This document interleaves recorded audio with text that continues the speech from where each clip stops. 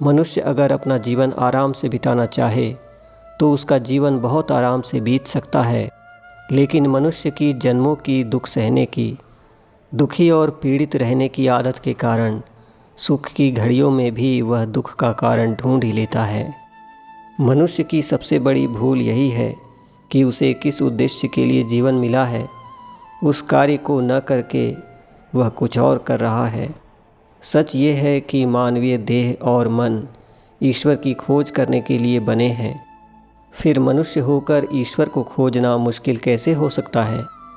जैसे मनुष्य को भूख सहजता से लग जाती है, ठीक ऐसे ही जब परमात्मा की भूख तुम्हारे अंदर लगेगी तो उससे प्यार करना भी अपने आप आ ही जाएगा।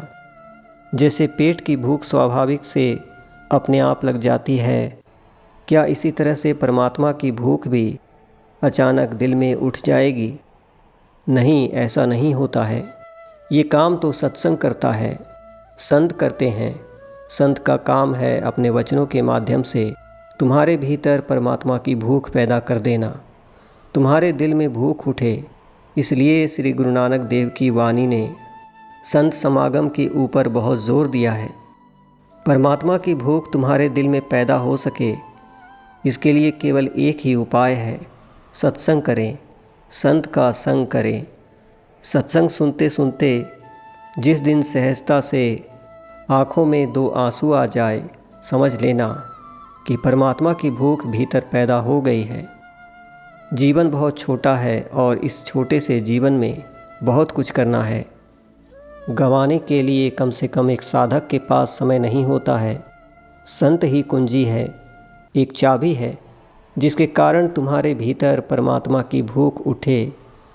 मेरी दृष्टि में संत वही है जो अपने वचन से, अपने दर्शन से, अपनी उपस्थिति से तुम्हारे भीतर ईश्वर के प्रेम की भूख को पैदा करता है।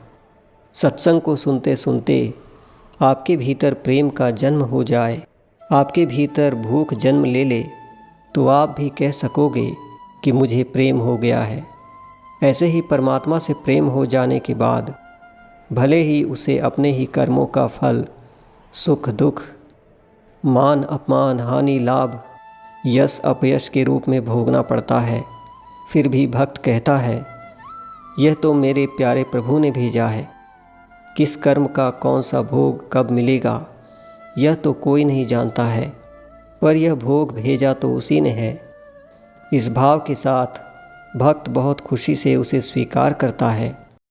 चाहे दुख हो या सुख, बस स्वीकार है। चिल्लाते वे ही हैं, शिकायत वे ही करते हैं जिनको प्यार नहीं है। जिनको प्यार है परमात्मा से, उनके जीवन से शिकायत बिल्कुल ही चली जाती है।